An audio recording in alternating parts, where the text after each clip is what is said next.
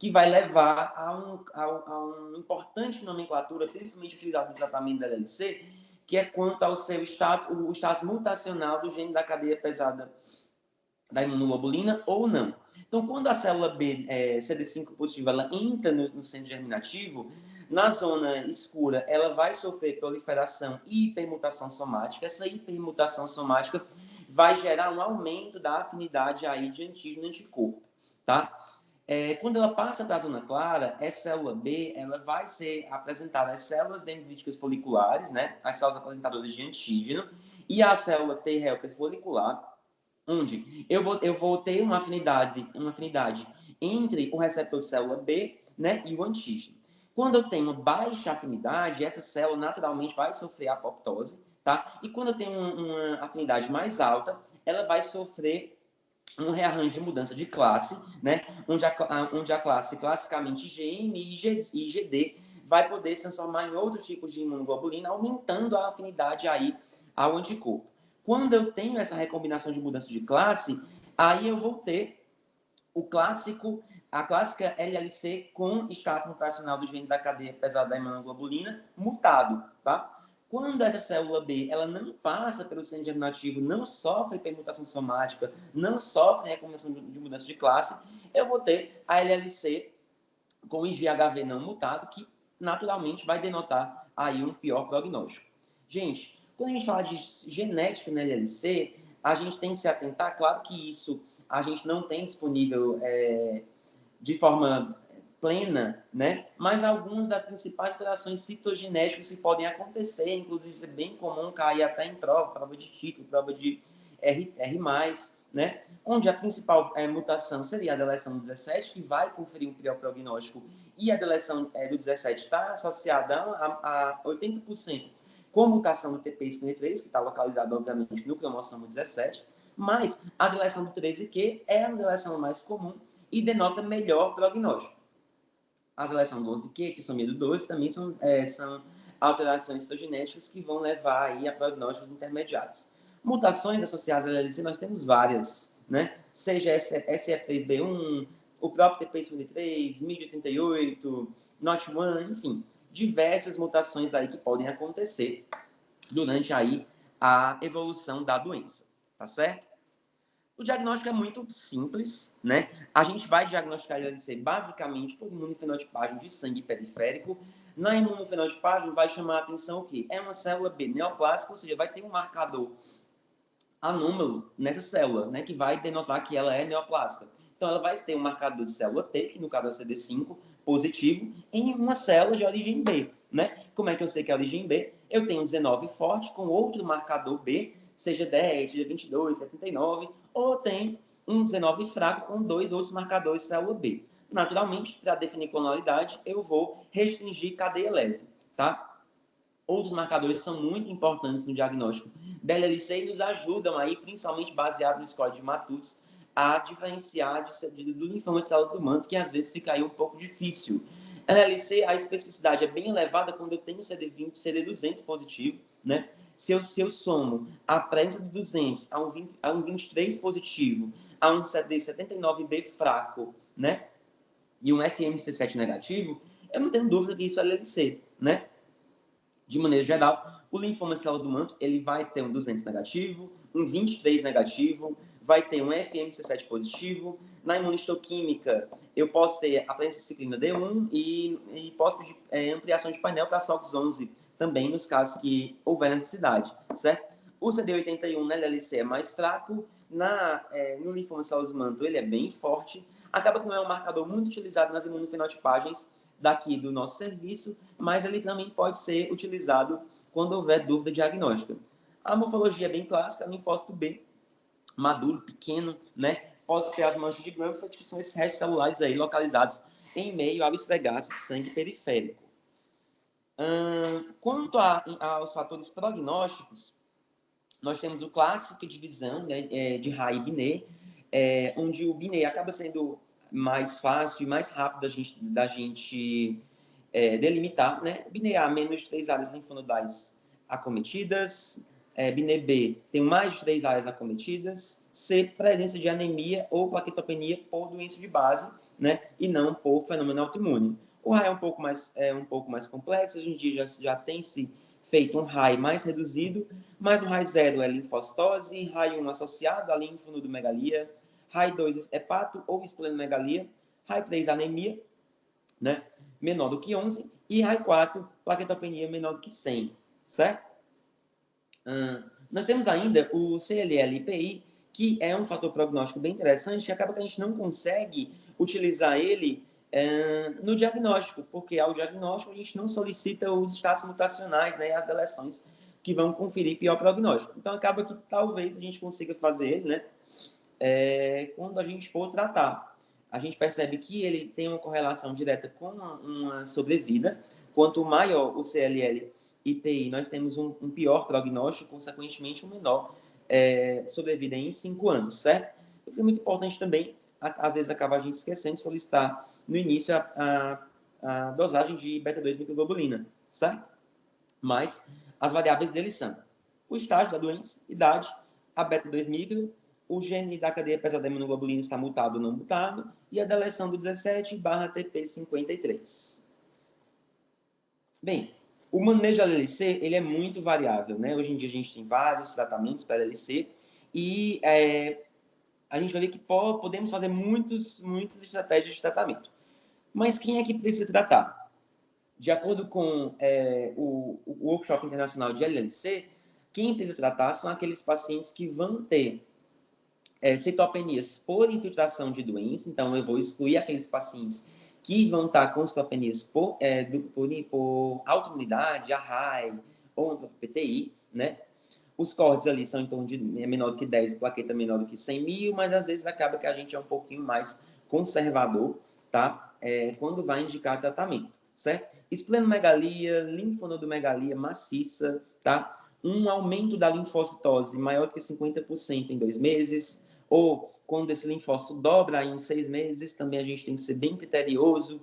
Por quê? Porque, no geral, os pacientes que vão tratar, eles tendem a ter sintomas, tendem a ter uma carga de doença mais alta, né? Sintoma B importante, perda de peso, febre, sudorese noturna, tá? E outros dois testes de tratamento bem importantes são os próprios fenômenos autoimunes, quando eles não são tão responsivos a corticoide, ou quando eu tenho algum sintoma, envolvimento intestinodal, por exemplo, pulmão, sistema nervoso central, né? A gente teve um paciente com infiltração do sistema nervoso central aí de LLC, que foi um desafio, e pelo próprio acometimento intestinodal, tem indicação de tratamento. E a gente vai poder utilizar, enfim, se possível, medicamentos que sabidamente tendem a penetrar o sistema nervoso central. Beleza? Quando a gente fala de tratamento de primeira linha para LC, gente, o mais importante eu tenho deleção do 17P barra mutação do TP53, isso eu vou solicitar para aqueles pacientes que eu sei que tem indicação de tratar. Se esses pacientes têm deleção do 17P ou mutação do TP53, a gente já sabe que é um paciente que vai pior, é um paciente de alto risco, onde nós tendemos a fazer uso de, nos serviços quando disponíveis, inibidores de tirosina quinase Bruton em monoterapia, tá certo? Por quê? Porque nos estudos de terapia combinada, na grande maioria deles, em terapia finita, seja CLL14, seja o GLOW, seja o FLAIR, enfim, seja o próprio Amplify, né? Nós, no geral, eles tendem a excluir os pacientes com deleção do 17 e mutação do TP53, certo?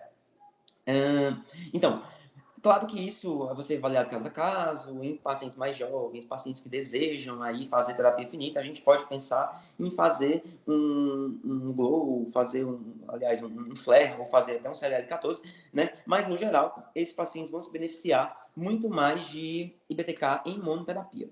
Quando a gente fala de GHV mutado, que é aquele paciente que tem um prognóstico melhor, vale muito mais a pena a gente fazer um tratamento com terapia finita, né? A gente sabe que esses pacientes classicamente iam muito bem com poliquimioterapia, esquema clássico FCR, que hoje em dia caiu um pouco mais por terra, né? Mas os esquemas terapêuticos com terapia finita, seja o CLL14, Gazibo e Veneto, seja o próprio FLAIR, Veneto com Ibruti, agora o Amplify, né? Enfim, quando isso aí.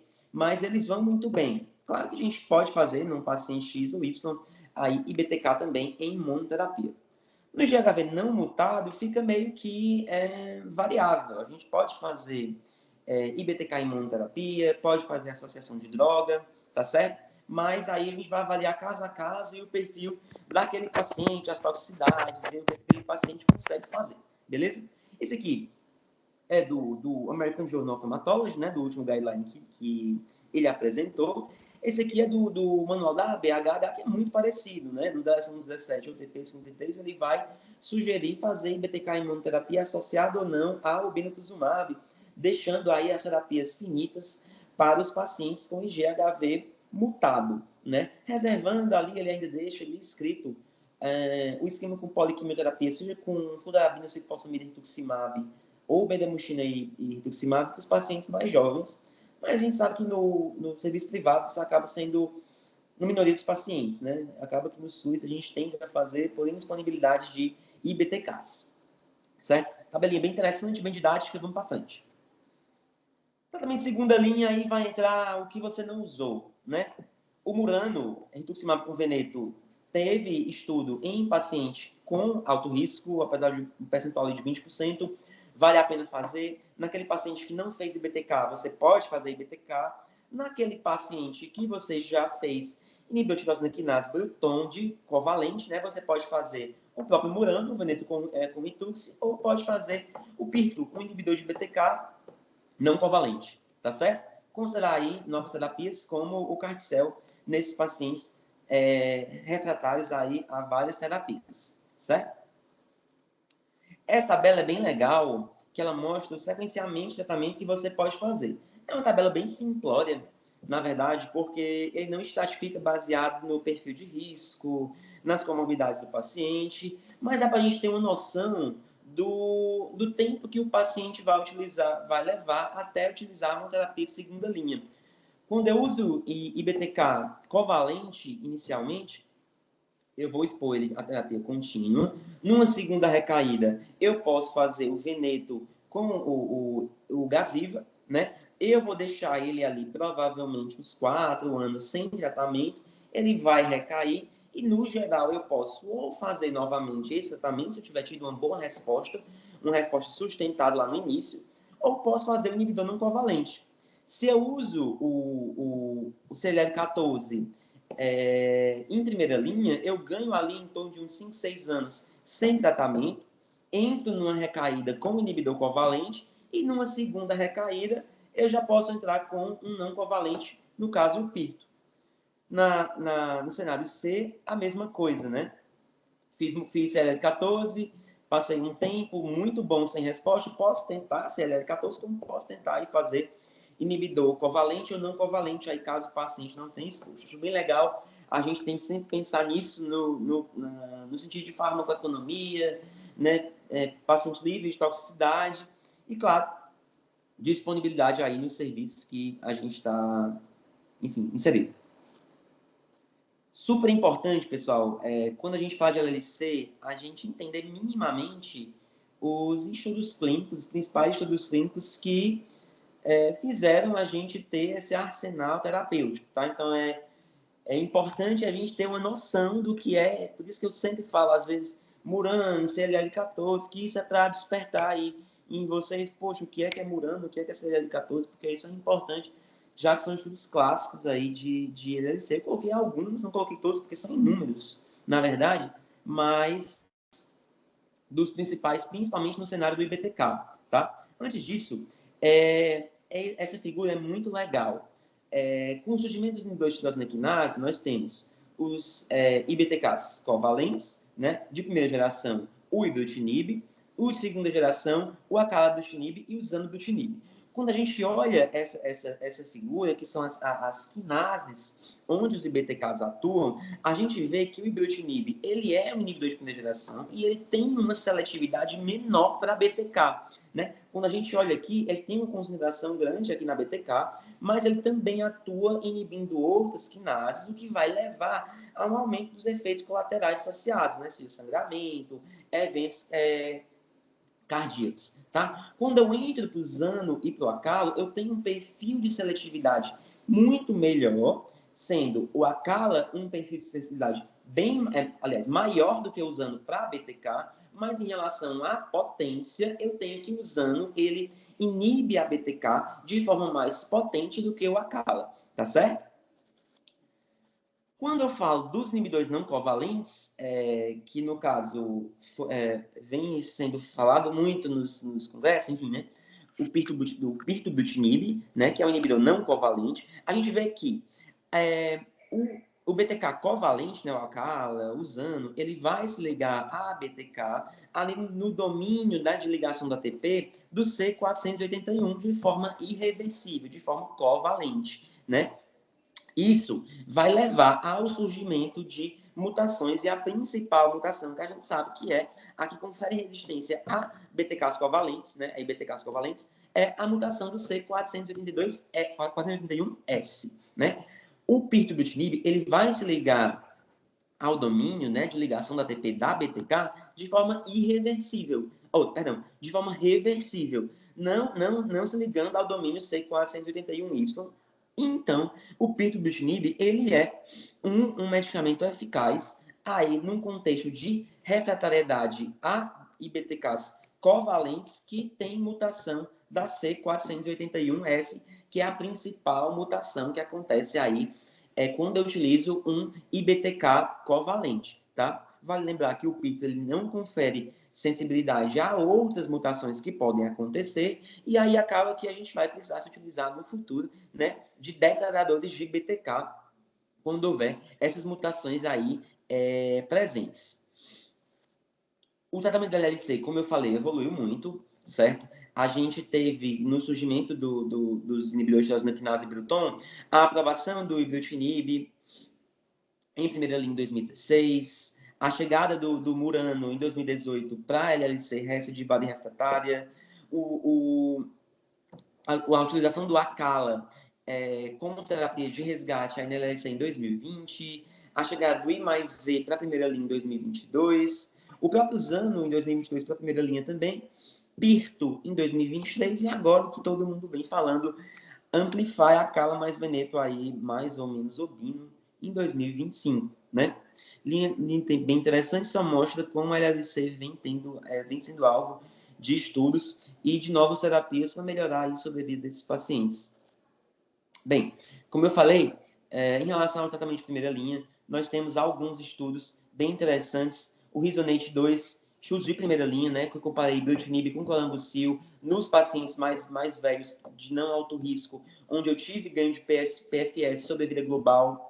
Tive o ED92 nos pacientes mais jovens, também que não tinham alto risco, que eu comparei Brut com Rituxi versus quimioterapia, que eu tive um ganho de PFS e de sobrevida global nesse braço.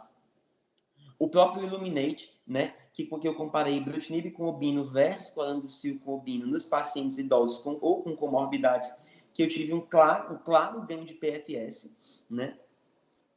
E depois veio os outros, né, os outros tratamentos. O próprio Elevate para LLC em primeira linha, onde eu utilizei a Cala, né, versus Colambucil com Obino, onde eu tive também um ganho de PFS no braço, seja do Acala ou Acala com Obino, nos pacientes mais idosos, e os clássicos estudos de I mais V, seja o GLOW, que utilizou pacientes idosos ou com comorbidades, onde eu excluí pacientes, né, isso é importante dizer, excluí pacientes alto risco, mas eu tive ganho de PFS, e o FLAIR, né, que foi nos pacientes mais jovens, que eu incluí aí os pacientes de alto risco e que eu comparei I mais V com quimioterapia, né, e eu tive um ganho de PFS, né.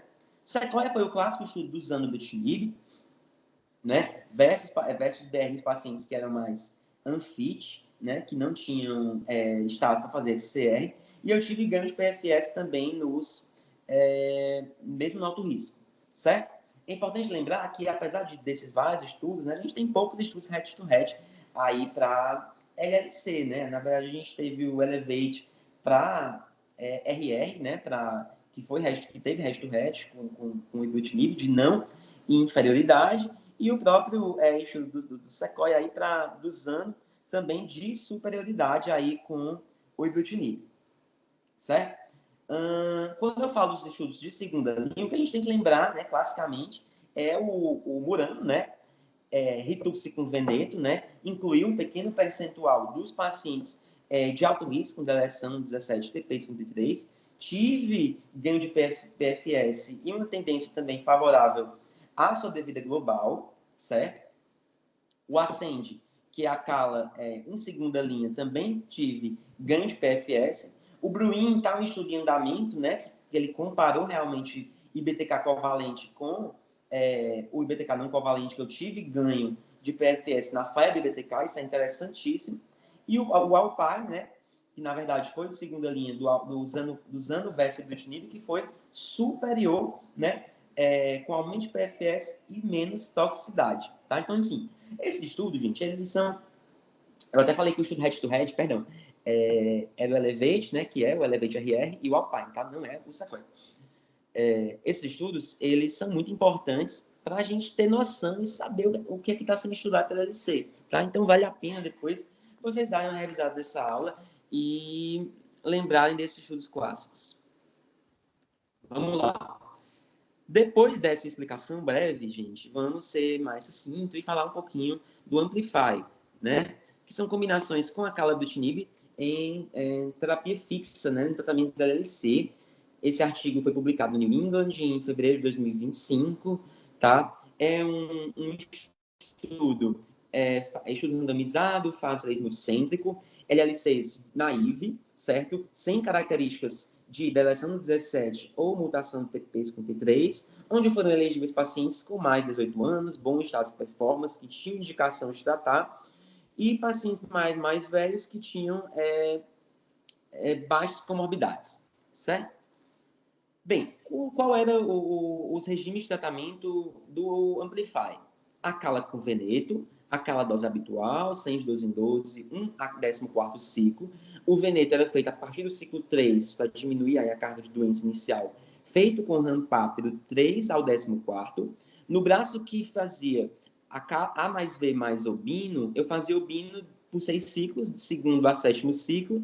E no braço de quimioterapia, eu escolheria FCR ou BR aí por 6 ciclos, mas de acordo com escolha do investigador, né? Ele escolheria de acordo com o paciente o que ele queria fazer, tá? O desfecho primário era sobrevida livre de progressão, intercala A mais V e quimioterapia, né? E o secundário seria a PFS, também sobrevida livre de progressão, mas aí entraria a AVO, quimioterapia, AV versus AVO, tá? Negativação de DRM em sangue periférico, sobrevida global e outros sobrevida livre de eventos, duração de resposta, enfim, né?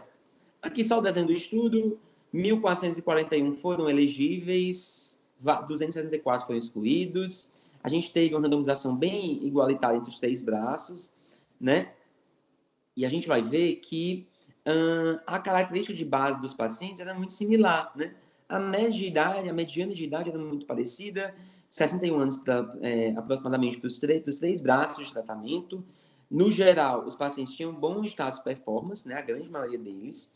Tinham doença avançada, RAI 3 ou 4, e é importante a gente comentar que, apesar de ter excluído os pacientes de deleção 17 ou mutação TP53, eu tive um percentual considerável de pacientes alto risco por ser GHV não mutado ou por ser cariótipo complexo. Assim, o A mais V, ele avaliou pacientes realmente de características ruins, né? Não foi só aquele paciente 100% de características de bom prognóstico, tá?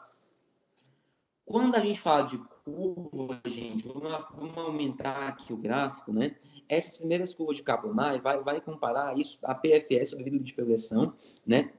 De forma independente, onde a gente vê que no primeiro, a gente teve um ganho de PFS expressivo aí no braço do AVO, né? Quando a associação com obinutuzumab bem maior do que quando eu comparo com esquemas de poliquimioterapia, seja FCR ou BR, tá? Quando eu falo de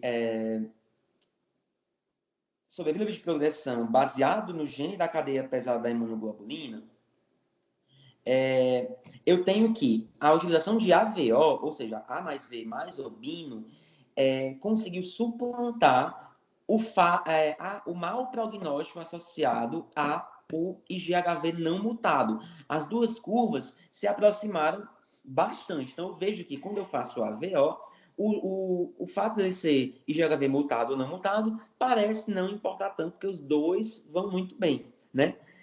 Essa curva também deixa muito claro que os pacientes com IGHV não mutado que fazem poliquimioterapia, seja FCR ou BR, eles vão, no geral, pior, né?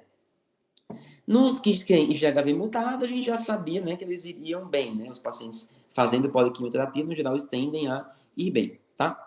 No tocante à sobrevida global, galera, é importante a gente perceber que a gente teve ganho de sobrevida global no braço do A mais V, certo? A cala com veneto, tá?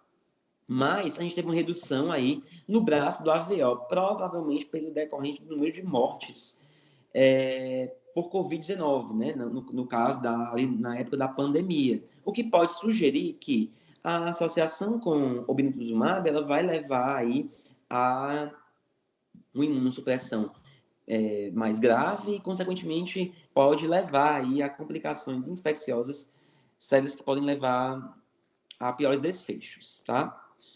Em relação à DRM, a gente vê que o braço do AVO ele teve um percentual bem considerável de DRM indetectável, tá? Bem maior do que no braço AV, né? Quando eu vejo isso nos pacientes intention to treat, né? Quando eu vejo nos pacientes elegíveis, eu vejo que esse percentual aumenta mais ainda. É importante lembrar que talvez esse percentual de DRM detectável do braço do AV tenha sido subestimado porque eles fizeram no ciclo 9, né? Não fizeram ao fim do tratamento, seria o ciclo 14, tá? Mas isso é muito interessante que mesmo com NGS, eu tenho um alto percentual de negatividade de DRM aí no braço do AVO, mas eu tenho uma negativação bem menor no braço do AV, né, do Acala com veneto. Apesar disso, como a gente viu no último gráfico, que eu tive ganho de sobrevida global no braço do AV, aparentemente, talvez a negativação do DRM não seja tão importante para garantir um bom resultado no sentido de sobrevida global, né? Mostrando que o tratamento da LLC, né, só a DRM não é algo unicamente relevante, certo? Aqui os efeitos adversos, gente, a gente vê que os efeitos de adverso grau 3, a maioria foi no braço do AVO, né? Como a gente já tinha conversado, o obino, ele tem mais efeitos colaterais, mas, principalmente no tocante à neutropenia, né, infecção, a gente teve 51% de evento grau 3, aliás, de qualquer grau, e 46% de evento grau 3 de neutropenia, e 23% de infecção aí no braço do Acala com veneto bovino, certo? Chama a atenção que a seletividade da BTK do acalabrutinib é considerável. O percentual de efeitos colaterais é muito baixo, efeitos cardiovasculares é muito baixo, né? A gente vê que efeitos de qualquer grau chegou a ser 9,3%, né? Qualquer, sendo a maioria de hipertensão, né? Fibrilação atrial, taquiarritmias mais graves, um percentual mínimo, mostrando que o Acala e a associação com o veneto são bem seguros aí no tratamento do paciente com LLC, tá? Vamos lá. Discussão, isso aqui é muito o que eu falei, não vou repetir tanto. A gente teve ganho de PFS com AVG, né, ou AV, né, em relação à poliquimioterapia, e eu tive ganho de sobrevida global no braço do Acala com veneto, né? A reação à sobrevida global provavelmente foi no contexto do Covid, pelo maior risco de imunossupressão, né? A associação com Gaziva eliminou a diferença de PFS entre GHV não mutado e mutado, certo? E o Amplify, gente, ele é interessante porque quando eu comparo o Amplify com o Flare, que era aquele paciente que fazia I mais V e jovem, eu tive o quê? Resultados muito semelhantes, porém com tempo menor, né? 14 ciclos ao invés de 15 aí do Flare. Quando eu comparo o Amplify com o Glow, que é dos pacientes mais velhos, né? Eu tive uma maior taxa no Amplify de negatividade de DRM, né? Quando eu falo de AVO, né? E no Gaia, que era o estudo do I mais V mais Obino versus Amplify, que é A mais V mais Obino, eu tive um ganho, um aumento de PFS no braço do IGHV não mutado. Então, parece que A mais V mais ou menos O, quando eu comparo com I mais V, eu tenho bem mais vantagens, principalmente por ser um IBTK segunda geração, né? E, obviamente, menor toxicidade, certo? Obviamente. É um estudo com limitações, né? A gente não tem comparação direta, né, de A mais V com outros BTKs em primeira linha, seja no Captivate, seja no Flare, não tem no braço de imunoquimioterapia, teve a questão da escolha do investigador em fazer uma terapia mais ou menos intensa, né? Seja fazer FCR ou BRS, pode levar aí a um possível viés. E como eu falei, na questão da DRM, a avaliação foi feita muito precoce, né? Foi feita no 9º ciclo ao invés de 14. Talvez isso possa subestimar a indetecção de DRM, né? Mas, poucas limitações, é um estudo bem interessante a gente discutir. Bem, para finalizar, né? A gente sabe que é eficaz, é seguro a utilização de A mais V em primeira linha. A associação do obinutuzumab pode aprofundar a resposta, mas eu tenho um ganho de toxicidade associado. E que hoje em dia a quimioterapia, a poliquimio, ela é uma estratégia aí de indisponibilidade de outros tratamentos, né? Hoje em dia, com o advento das terapias alvos, dos IBTKs, ela ficou aí um pouco mais escondida, apesar de que é uma realidade aí ainda bem prevalente no nosso dia a dia, certo? Então, com isso eu concluo, galera. Agradecer aí a todo mundo que ficou. Espero que vocês tenham conseguido reter alguma coisa da aula. A gente vai ficar discutindo isso, tocando nesse assunto nos ambulatórios residentes. E estou aí aberto a perguntas, sugestões. Um abraço. Vou compartilhar aqui.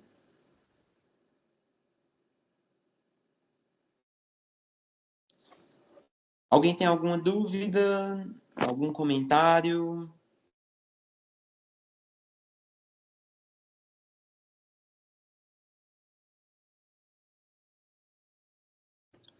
Mandou no seletivo, assistindo, que honra, mandou palminhas. Bom dia. Bom dia, Amanda. PH, parabéns pela aula, viu? Primeiramente, deu para resumir muita coisa, assim, né? De forma bem objetiva. Eu queria só tirar uma dúvida, é mais em relação à prática. Que, assim, a gente vê, às vezes, que os pacientes, eles acabam tendo desabastecimento de algumas medicações, né? Durante o tratamento. Uhum. Quando e aí eu lembro que uma das discussões foi mencionado que dependendo do caso, muitas vezes isso era até um fator, assim, que pioraria o prognóstico, né. O Sim, fato total. dele ficar fazendo tratamento de forma, intermitente, né. Nesses casos, só por isso, indicaria trocar o tratamento, indicaria fazer outro tratamento associado, enquanto está no período de desabastecimento? Como é que vocês fazem geralmente? Amanda, na verdade, a gente vê um cenário muito difícil, na verdade, sabe? Porque o que a gente tem no SUS? Né? A gente tem Colambucil, que atualmente está em desabastecimento no nosso serviço momentaneamente, e Tuximab a gente não tem. E quimioterapia, FCR, né? No geral, bendamustine a gente também não tem, e faz FC, na verdade, na grande maioria dos pacientes que são FIT. Os pacientes que não são FIT, acabam fazendo Colambucil e imunoterapia, 4 miligramas ali para quem aguenta, né? E tende a judicializar medicação de forma mais precoce, porque a gente sabe que esses pacientes vão ter uma resposta muito curta, principalmente aqueles pacientes de alto risco, seja IGHV não mutado, seja da lesão do 17TP53, né? Então, assim, nos pacientes que a gente tem desabastecimento, que são os pacientes, principalmente de IBTKs, porque eles conseguem na justiça, isso pode gerar o quê? O desabastecimento pode levar a uma seleção de clone, levar, inclusive, a uma presença de mutação, por exemplo, aquela mutação, né? do C481S, de forma mais rápida, ele perder resposta. Quando o paciente está faltando da medicação e está controlado, a gente tende a esperar. Espera porque, no geral, eles aguentam ficar um tempinho sem. Quando está descontrolado, fazendo IBTK, a gente sabe que é só voltar ao IBTK que, no geral, ele vai responder de novo. Então, a gente tende a esperar um pouquinho para ver. Se não responder, se não chegar, que não é habitual, no geral chega, porque a gente orienta o paciente a entrar em contato com a secretaria, a gente poderia pensar em trocar. Só que, assim, essa ideia de trocar, no cenário do SUS, seria muito infeliz, porque a gente tem que trocar pelo quê? O Arambucil, né? No privado, isso acaba que não aconteceria, porque não teria o desabastecimento, entendeu? Então, no geral, assim, na vida real, a gente tenderia a esperar se o paciente está indo bem. Se o paciente está indo mal, a gente fica bem preocupado, porque sabe que se a gente trocar, não vai ter muito efeito, não. Respondi, mais ou menos? Entendi. Obrigada. Nada. Alguém mais? Alguma dúvida? Alguma riunfa? Alguma coisa que não ficou tão clara? Alguma coisa aí que não deu para entender? Oi, Paulo, bom dia. Bom dia, Helena. Helena Pitombeiro, tudo bom, meu filho? Tudo Olha, bem? eu Como só que você quero te está? parabenizar, porque eu acho tudo isso tão difícil. Obrigado. É muita droga para eu aprender, viu? É muita coisa, né? Sim, Parabéns, é cada vez muita coisa. mais. Foi muito bem apresentado. Muito bem apresentado. Obrigado. Obrigado. Parabéns, viu?